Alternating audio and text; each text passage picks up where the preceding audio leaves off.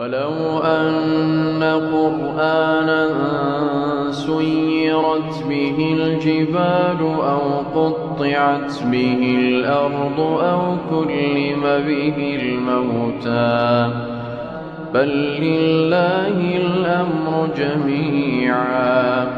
أفلم ييأس الذين آمنوا أن لو يشاء الله لهدى الناس جميعا